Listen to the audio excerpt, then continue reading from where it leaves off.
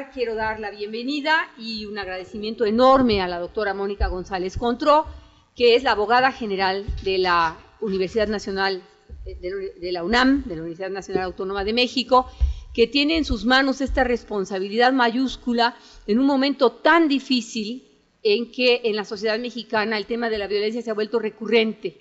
Y en particular, lo que nos atañe a nosotros hoy tratar aquí, el tema de la violencia de género. Ella es una experta en temas que tienen que ver con derechos humanos, particularmente en su tratamiento respecto a la infancia y en su nueva responsabilidad, que tiene ya aproximadamente más de un año, 2 años ya cumplidos, pues ha sido llamada a cumplir con esta función fundamental que, como ustedes comprenderán, en calidad de mujer, en estos días, enfrentarse y dar la cara como la abogada de la Universidad Nacional, pues tiene su dificultad y su fuerza. Todos quienes hemos visto su trabajo sabemos que esto es así, que ella está en ese puesto precisamente porque tiene todas las habilidades, todas las calidades, todos los saberes necesarios y la experiencia para ponerlo en marcha. Yo considero que para la Universidad Autónoma Metropolitana es un verdadero honor tenerla aquí. Le agradecemos de corazón la disposición para estar con nosotros y compartir sus experiencias, las experiencias que en la UNAM se han vivido en torno específicamente al protocolo para la atención y para la prevención de la violencia de género. Está también con nosotros la doctora Alicia Cid, que siendo una profesora de la División de Ciencias Básicas e Ingeniería, se ha comprometido enormemente por transversalizar el tema de la igualdad de género, que es el objetivo general que nos tiene aquí reunidos. Transversalizar la propuesta de buscar la igualdad en el trato entre los géneros es una tarea difícil, más difícil quizás en algunas divisiones de nuestra universidad que en otras. Entre los ingenieros este es un tema un poco más difícil de comprender, pero la doctora se ha hecho cargo de trabajar en ello. Hemos trabajado conjuntamente para que en la currícula del tronco inter y multidisciplinar esto se vaya convirtiendo en parte fundamental de la formación de los ingenieros de esta división. Y está con nosotros también la doctora Iris Santillán, que es una Ramírez Santillán, perdón, que es una experta en el tema de la violencia de género. Ese es su campo específico de acción. Ella trabaja en el Departamento de Derecho y es una representante de esta temática. Y algo muy importante que decir, de la Comisión de Género que hemos formado oficialmente en la División de Ciencias Sociales y Humanidades como una comisión encargada de oficialmente tratar estas temáticas e ir buscando asentarlas, ¿sale? Gracias. Asentarlas para la resolución formal, institucional de estas problemáticas, de tal manera que no tengamos que inventar el hilo negro cada vez que tenemos estos problemas, que además son cada vez más frecuentes, como ustedes lo saben. Bueno, esta es la temática general, no quiero quitar más tiempo. Vamos a escuchar entonces hoy una conferencia que nos va a hacer favor de presentar la doctora Mónica González Contró, y tenemos después una mesa en donde nuestras otras dos invitadas nos harán favor de comentar la ponencia, de articular e incorporar las preguntas y los comentarios que ustedes quieran hacer, y junto con la doctora Gabriela Barajas y una servidora que hemos estado coordinando esta mesa, pues tratar de compartir con ustedes las preguntas, los comentarios, las inquietudes que tengan. Adelante, por favor, Mónica. ¿Cómo cuánto tiempo tenemos? Como media hora, 45 minutos, lo que tú consideres necesario. Es la parte más importante del día. Muy bien, pues muy buenos días a todas y todos. Agradezco de verdad mucho a la doctora María García, una querida amiga, pues el haberme invitado a presentar el día de hoy, pues esta que es una herramienta, digamos, que tenemos en la UNAM, que es el protocolo para la atención de los casos de violencia de género, y compartir un poco cómo nos ha ido con esta herramienta. Quiero decirles, ¿no?, que el protocolo lo que hace básicamente es ordenar una serie de procedimientos que ya existían. Nosotros no creamos una cosa nueva, ¿no?, sino que simplemente lo que hicimos es establecer cómo es como un protocolo, tal cual, un manual de instrucciones para atender estos casos de tal manera que hubiera claridad en cuanto a los procedimientos, porque a veces en nuestras universidades ¿no? Tan grandes de repente, pues dependiendo del funcionario que esté, ¿no? Se resuelve de una o de otra manera un determinado problema, especialmente un problema tan complejo como la violencia de género, pero además esto sirvió, digamos, como una herramienta de comunicación para la comunidad universitaria para decirles, este instrumento, a nosotros los operadores del subsistema jurídico, que explicaré que somos los que nos toca implementarlo, pero la comunidad también de esa manera tenía perfectamente claro cuáles eran las instancias a las que podía recurrir en caso de ser víctima de violencia de género. Entonces, como pues todas y todos sabemos, esto lo voy a decir, la violencia de género es un fenómeno que está presente en todo el país, ¿no? Y en todo el mundo también, ¿no? Es una práctica aprendida, reflejo pues de una determinada organización social que establece relaciones de poder, ¿no? Es un fenómeno que se ha normalizado, silenciado e invisibilizado. Y esto es muy importante, tenerlo presente puede parecer algo muy obvio, pero de repente hay mucho temor en las instituciones de reconocer la violencia de género, porque parece entonces que, ¿no? En el contexto de tal universidad, la UAM, la UNAM, hay mucha violencia de género y hay que reconocer que este es un fenómeno social. La siguiente, por favor. Entonces, el protocolo para la atención a casos de violencia de género deriva de los lineamientos de igualdad de género de la Comisión Especial de Equidad de Género del Consejo Universitario. Y entonces, como yo les decía, se elabora este documento y se pone a disposición de la comunidad universitaria.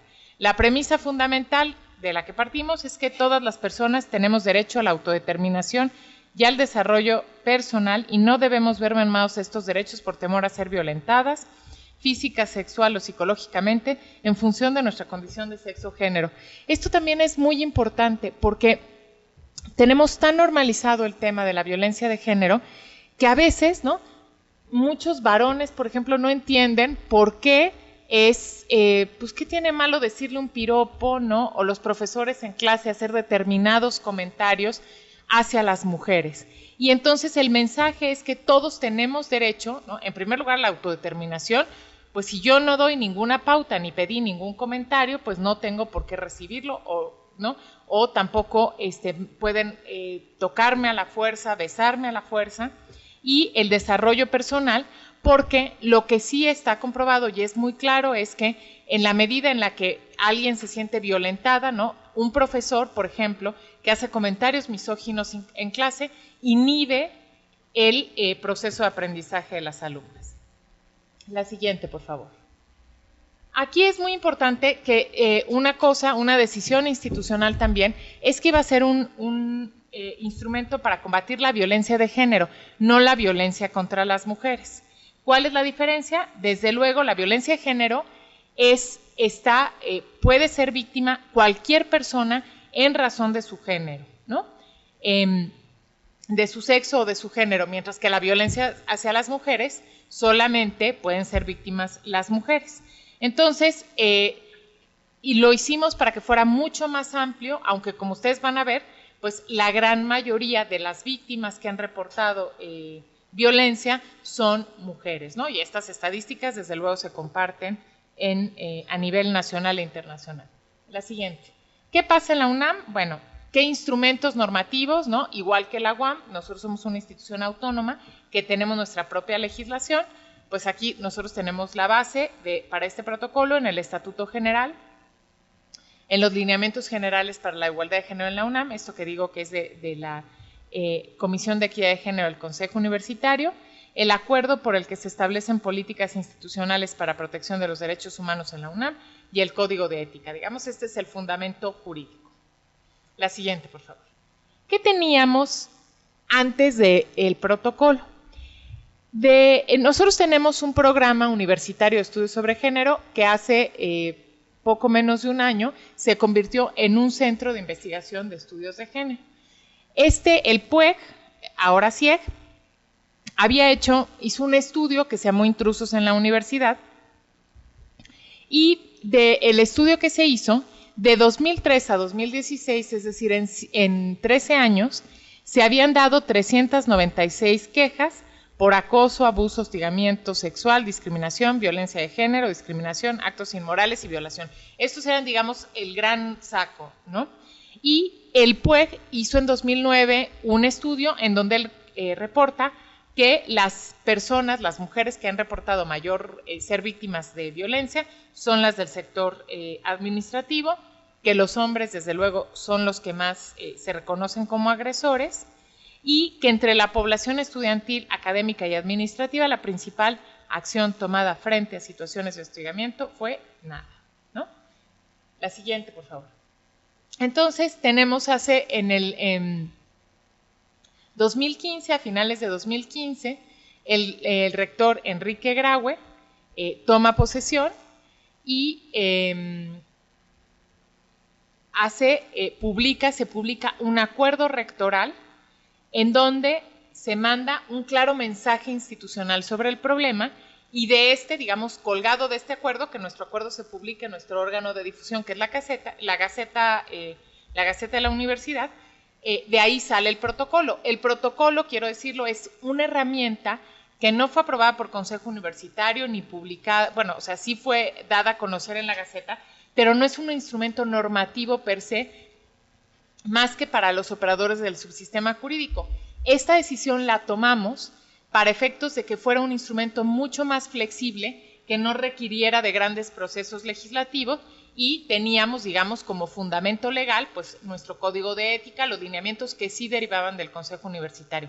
El acuerdo fue muy importante, porque ahí el rector ubica, digamos, una posición muy clara frente, ¿no?, a la igualdad de género y a la violencia contra las mujeres. Entonces, bueno, pues el acuerdo no establecía, digamos, nada práctico, pero era un mensaje muy, muy importante a la comunidad. Y ahí es necesario decir que el 29 de agosto de 2016, la UNAM se adhiere a la plataforma He4She de ONU Mujeres, y en ese evento protocolario se da a conocer el protocolo. Es decir, nos sirvió como una plataforma, que era un evento muy visible, digamos, políticamente.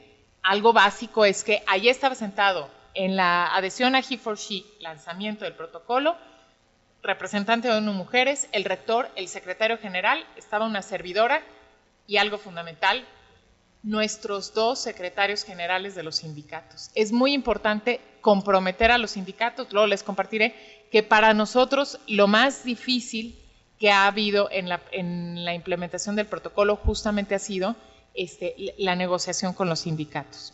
La siguiente, por favor. Bueno, entonces, esto quizá es muy jurídico, ¿no? Decimos, bueno, ¿qué caso se conoce?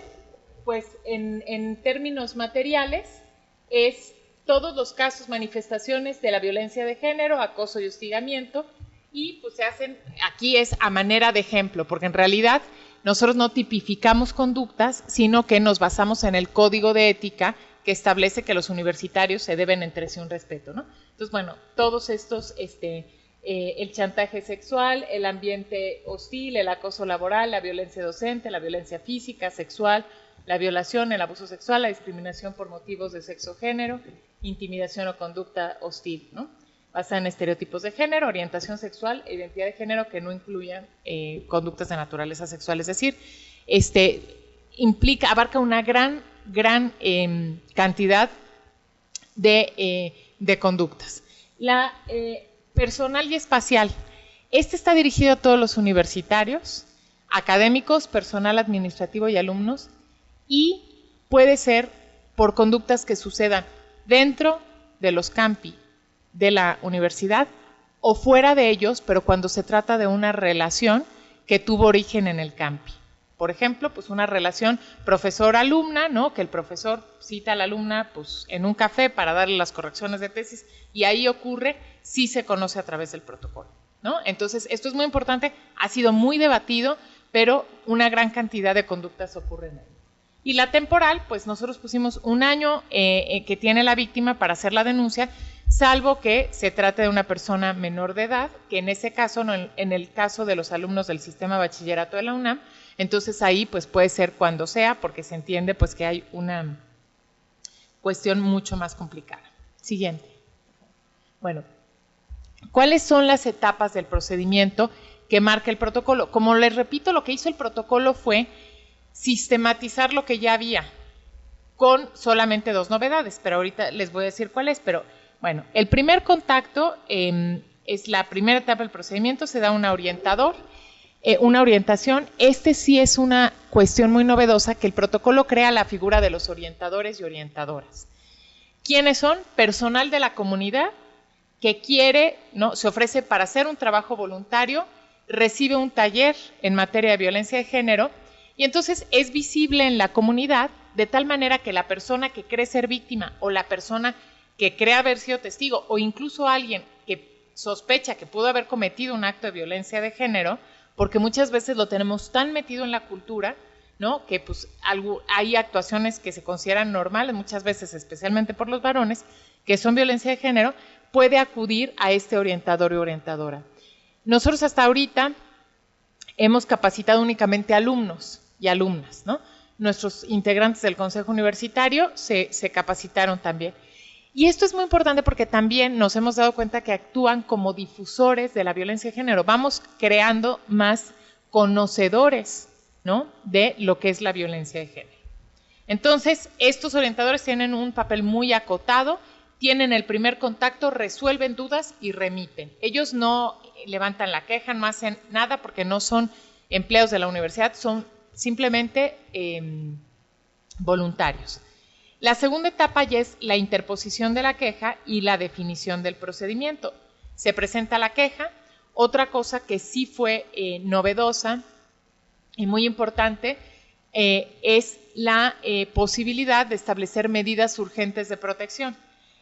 ¿Qué puede pasar? Una alumna refiere haber sido víctima de un acto de violencia sexual por un maestro, y entonces se ve la manera de que o se cambia a la alumna o se le da la posibilidad, se le abren posibilidades para que ya no esté en contacto con el presunto agresor, o si se trata de una trabajadora, pues se intenta hacer algún movimiento y se pide a las autoridades que establezcan una medida para evitar el contacto entre víctima y agresor en lo que se desahoga todo, en lo que investigamos.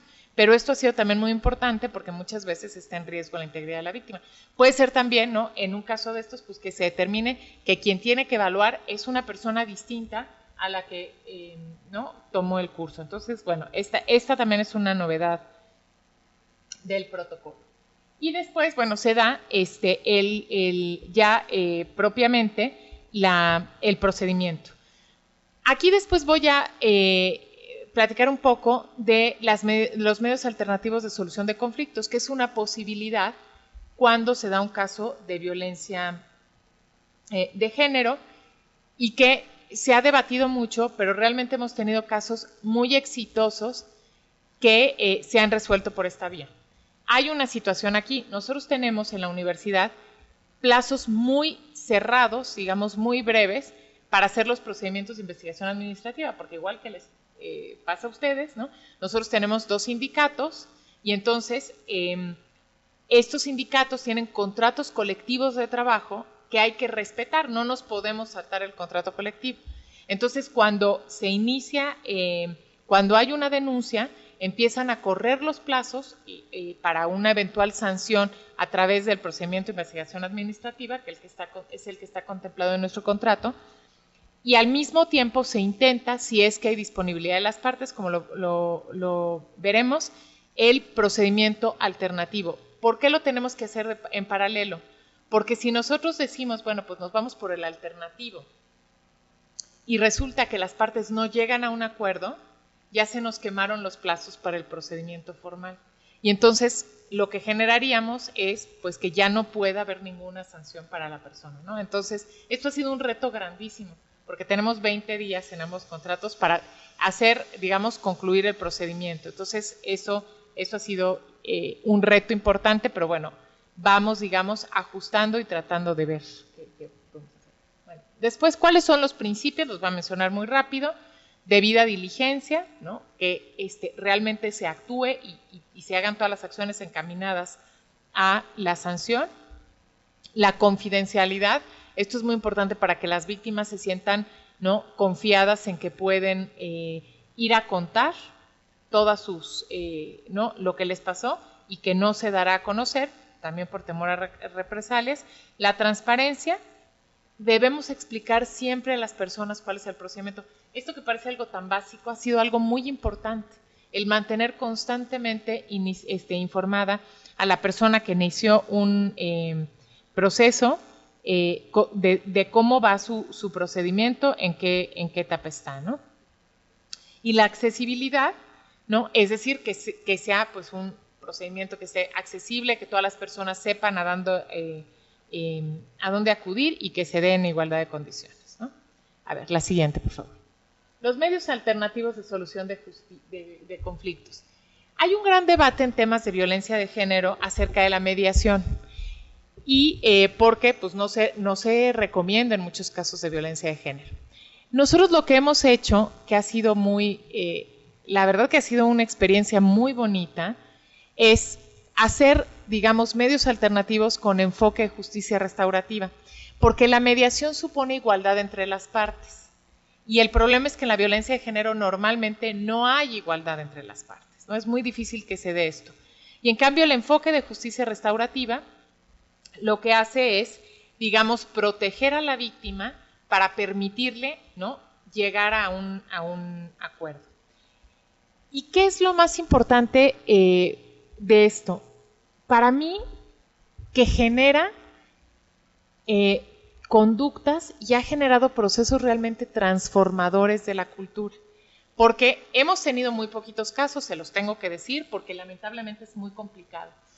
Pero genera un cambio cultural, porque normalmente cuando hay un caso de violencia de género, como está tan normalizada la violencia, el agresor, cuando por ejemplo se le suspende o se le rescinde tratándose de un trabajador, se queda con la sensación de que fue tratado injustamente, ¿no? Y de que no fue una exageración y demás.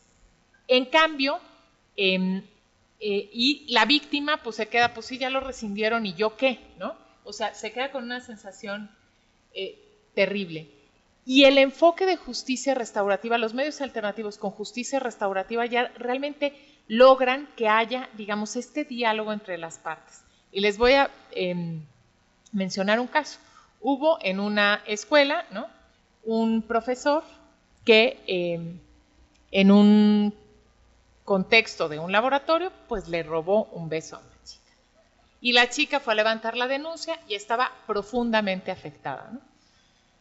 Era de posgrado, no era de licenciatura, ¿no? Entonces, pues nosotros dijimos, bueno, pues hay esta situación, ¿qué es lo que tú quieres? Los medios alternativos, como vamos a ver, solamente pueden llevarse a cabo cuando las dos partes quieren y en cualquier momento las partes pueden retirarse. Y entonces ella dijo, bueno, pues a ver, lo intentaremos. Y mientras nos corría el otro procedimiento. Entonces el titular de la escuela mandó llamar al profesor. Estábamos muy temerosos porque dijimos, lo va a negar y va a decir que no. Y cuando le dice esto, el profesor dice, es que yo malinterpreté las señales y estoy dispuesto a ofrecerle una disculpa. Y entonces él le escribió una carta, la chica la recibió, dijo, bueno, pero quiero garantías de no repetición, se le hizo saber y llegaron a esto. Se lo estoy contando muy fácil, no es así, porque cuando hay medios alternativos no sentamos a las dos partes a platicar. Es a través de un mediador certificado. Nosotros no tenemos la posibilidad de más plazas, entonces lo que hicimos fue, lo que hacemos es contratar por honorarios, ¿no?, a personal certificado, porque pues ellos realmente funcionan unas horas, que saben hacerlo, porque es digamos, o sea, requiere de una preparación especial, no es alguien de buena voluntad que va a sentar a dos a platicar. Y normalmente nunca entran en contacto a las partes, sino es una persona, digamos, la que da contención a la víctima, expresa su deseo. En este caso se lee la carta, se destruye la carta y si llega a buen puerto hay un acuerdo que se firma entre los dos y se da por concluido. Pero este es, digamos, uno de los ejemplos recientes que fue muy importante porque realmente aquí, pues digo, el agresor tuvo oportunidad de reconocer lo que había hecho y la víctima se sintió realmente restituida. y pudo, digamos, exigir, si me vale la palabra, ¿no?, lo que ella creía que tenía derecho, ¿no? Y esto pasa además porque también a veces, ¿no?, en particular en especialidades que son pues mundos muy chiquitos, ¿no? Porque digo, me imagino, no sé qué ingeniería, pero en algunas ingenierías, ¿no?, que son como muy especializadas, o en algunos mundos, especialmente en posgrado, te vas a estar topando con la gente toda la vida, ¿no? Y si pues te estás topando con ¿no?, tu expareja que hiciste que la expulsaran, realmente se torna muy complicado. Y el enfoque de justicia restaurativa ayuda, digamos, a hacer estos procesos. No siempre se puede, les diría, o sea, nosotros ha sido muy minoritario los casos que hemos logrado resolver a través de esta vía, pero creo que es un enfoque al que habría que apostarle más, ¿no? Esto es lo que, ¿no? La siguiente. Bueno, aquí nada más muy rápidamente, los medios alternativos no proceden cuando, más bien proceden cuando hay una relación de confianza, cuando no hay violencia física y cuando no haya generado un daño profundo, que esto es muy subjetivo. En este caso, pues esta chica, ¿no?, pues le causó mucho daño, pero tuvo la posibilidad de hacerlo, pero alguien que subjetivamente puede ser por su contexto personal, le causa un daño profundo y entonces no es posible, ¿no? Y no se pueden utilizar estos medios cuando hay aproximación sexuales entre personas desconocidas o menores de edad, pues ahí no hay posibilidad de mediación, ¿no? Si hay antecedentes del presunto agresor, o haya escalada, o pues constituyan delitos. Una violación pues nunca podrá ser objeto de un medio alternativo, porque eso es un delito además que sale ya, ¿no? La siguiente, por favor. ¿Sí? Bueno, me voy a saltar ya para ir un poco a la siguiente. Bueno, aquí está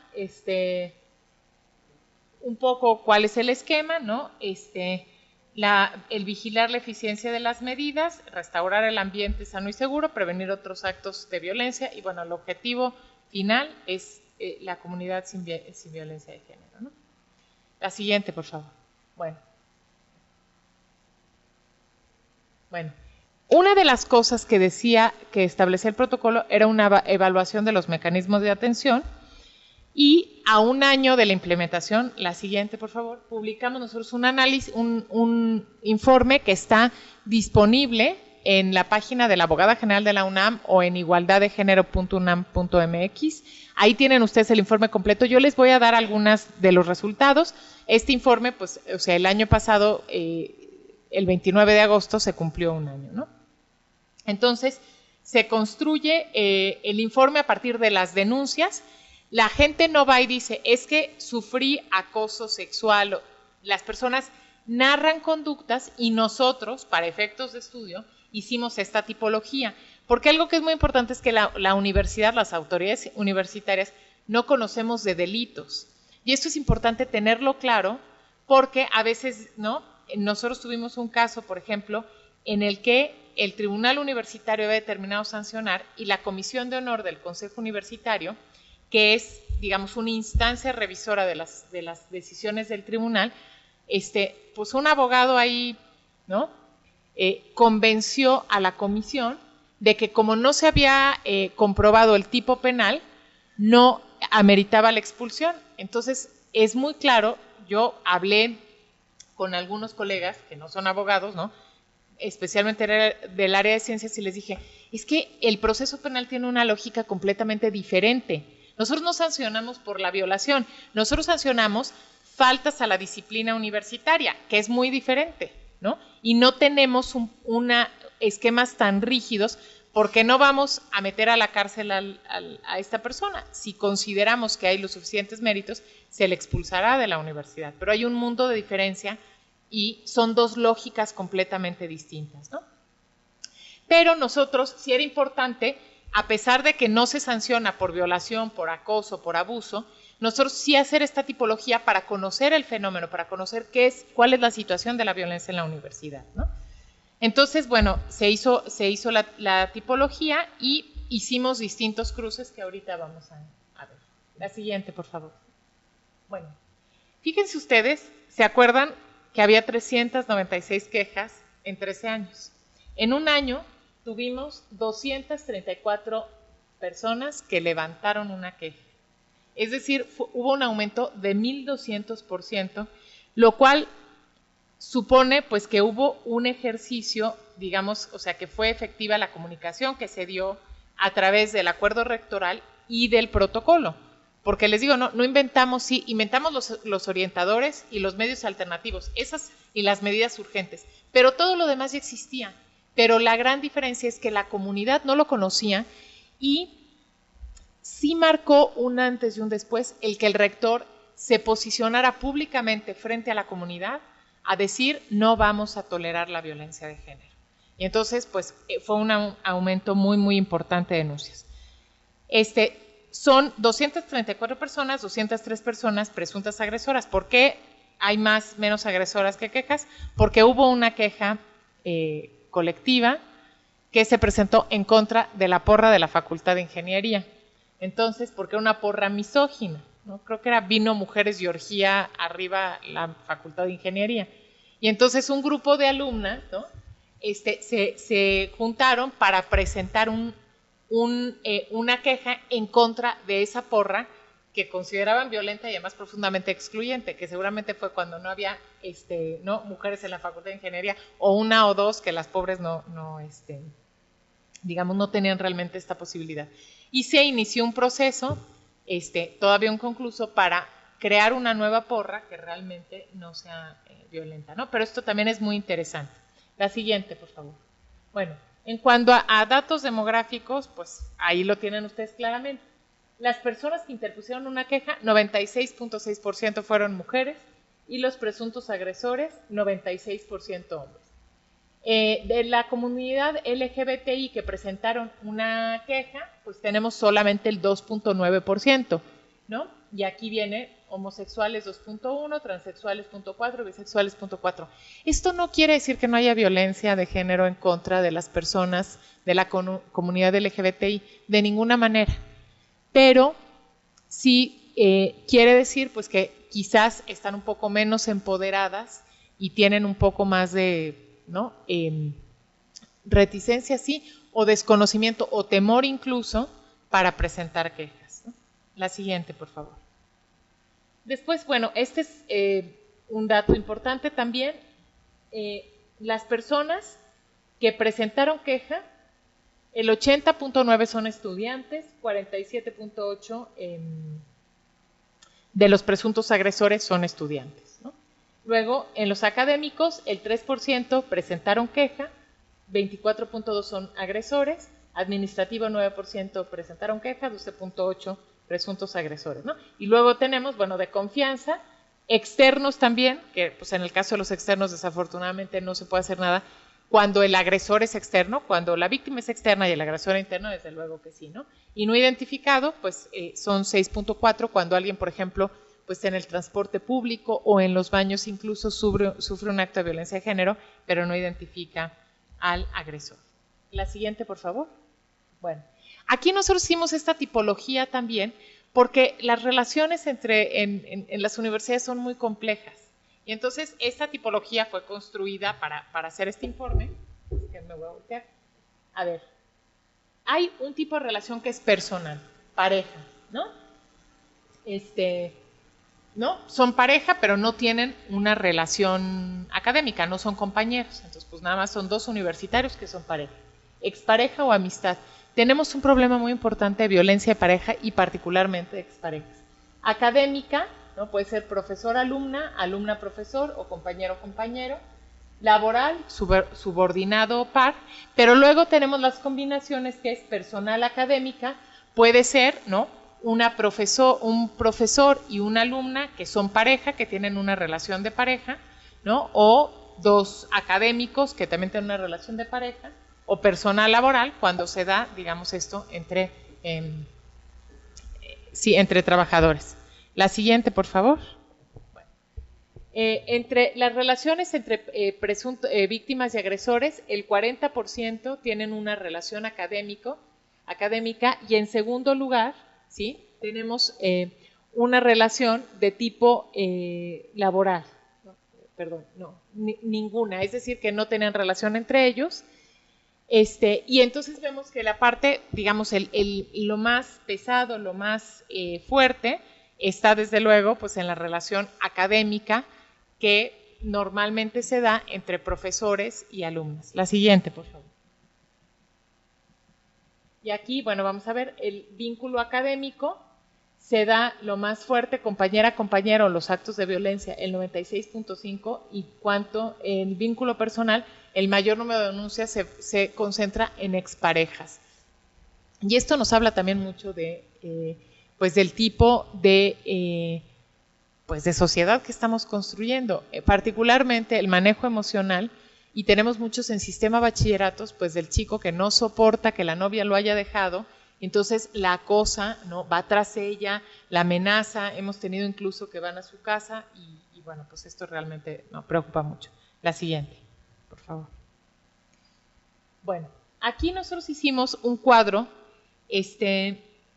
basados en la Ley General de Acceso de las Mujeres a una Vida de Violencia para clasificar qué entendemos por cada uno de estos. Repito, nosotros no sancionamos por este tipo de violencia, sino que sancionamos por causales de nuestro contrato colectivo de trabajo o el código de ética. Pero era muy importante para nosotros saber los tipos de violencia que había. Entonces, pues está la violencia psicológica, con todo este tipo de negligencia, abandono, descuido reiterado, celos, insultos, humillaciones. La violencia sexual, que empieza por el acoso, el hostigamiento, el abuso o la violación. Y la violencia, y el sexting no consensuado, que es otro problema que tenemos muy importante, que pues ahora con los dispositivos móviles, con los celulares, ¿no? Hay imágenes íntimas, ¿no? Que pues muchas veces son intercambiadas entre los estudiantes o entre cuando hay una relación de pareja, y después se distribuyen estas, ¿no? Sin consentimiento y generan pues realmente mucho daño a las personas, ¿no? La siguiente. Y entonces aquí tenemos la incidencia en la universidad de cada una de estas. La mayor es la violencia sexual, con 50.4%, 29, bueno, casi 30 de violencia psicológica, luego tenemos 19 de acoso y 14 de discriminación, las otras un poco menos. La siguiente, por favor.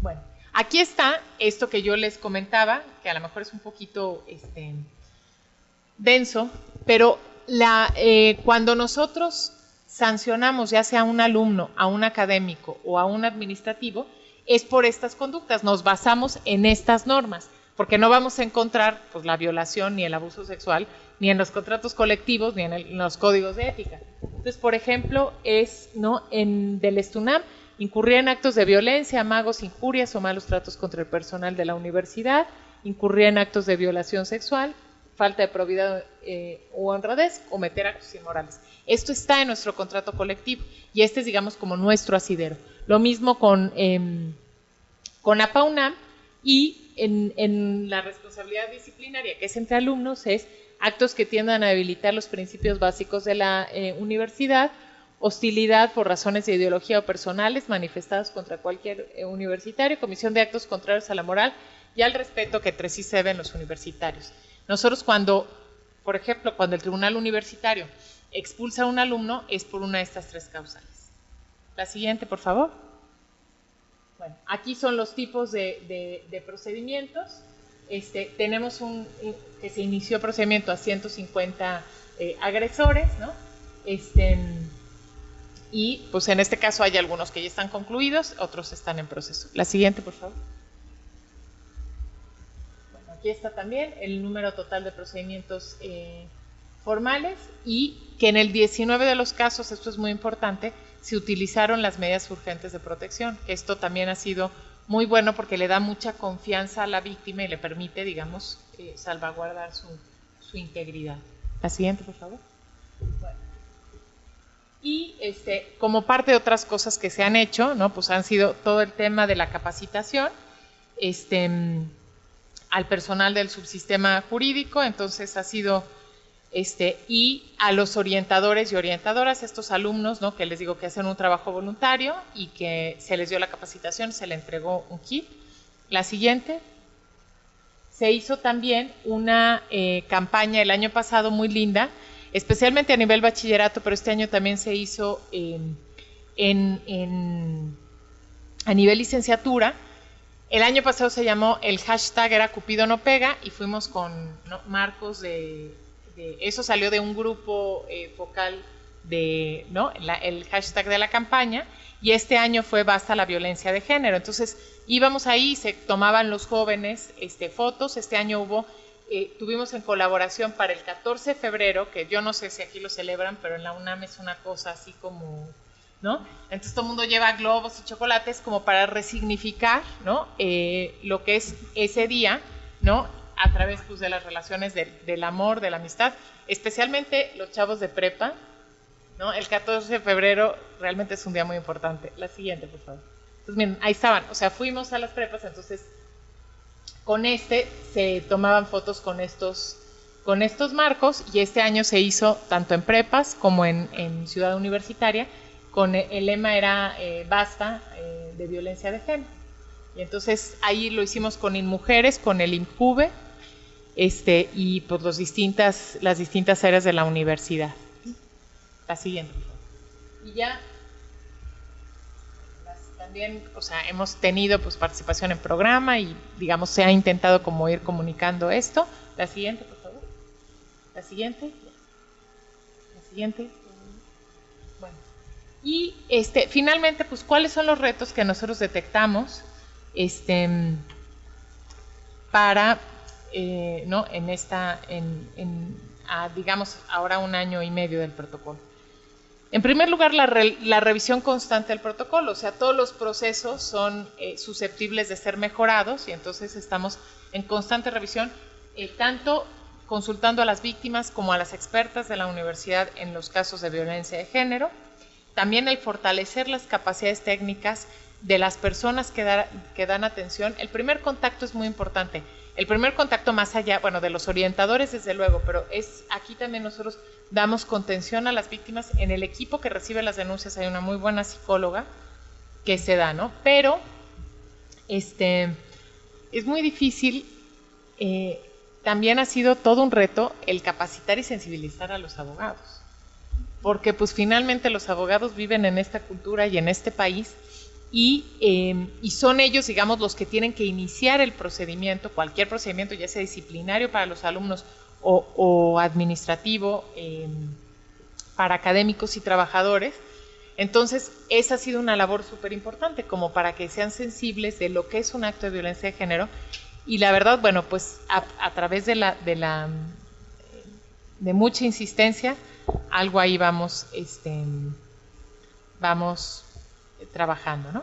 Y desde luego, pues nuestro reto es continuar con este plan de capacitación, y eventualmente el reto más importante es cambiar la cultura de violencia hacia las mujeres, que es una cultura muy normalizada, que desafortunadamente, pues el protocolo es una herramienta, ¿no? Manda un mensaje claro, pero si no cambiamos la cultura, de ninguna manera vamos a poder erradicar esta situación que, como yo decía al principio, como decíamos, lo que hace es que atenta contra la libertad de las personas. Y creo que tenemos que trabajar también en un tema muy importante, que es el tema del consentimiento. Y el tema del consentimiento nos compete a mujeres y a hombres, porque también nuestra cultura mexicana, desafortunadamente, creo que nos hace poco asertivas a las mujeres en el tema del consentimiento. No somos claras, no digo que siempre, hay casos de violencia en decir cuándo sí y cuándo no queremos, ¿no? Desde un beso, una relación de pareja, una relación sexual, y es muy importante ir trabajando en esa asertividad, porque en la contraparte, pues hay muchos hombres que no respetan el consentimiento, pero también es cierto que hay muchos hombres que de buena fe tienen dificultades en decodificar lo que las mujeres queremos decir, ¿no? Y esto era una cultura, me acuerdo yo mucho de lo que a mí me decía mi abuelita, y estaba muy bien para mi abuelita, pero el día de hoy, ¿no? Si queremos acabar con la violencia sexual, tenemos que ser claros, y entonces, ¿no? Saber decir ambas partes cuándo sí y cuándo no, y la otra parte respetar cuando el sí es sí y cuando el no es no. Entonces, pues, Para mí de verdad es un gusto estar aquí compartiendo esto, pues que hemos vivido en la universidad, que es parte de un esfuerzo en el que estamos pues todas y todos y que tenemos esta inquietud, y pues estoy abierto también a cualquier pregunta o comentario que quieran hacerme. Muchísimas gracias.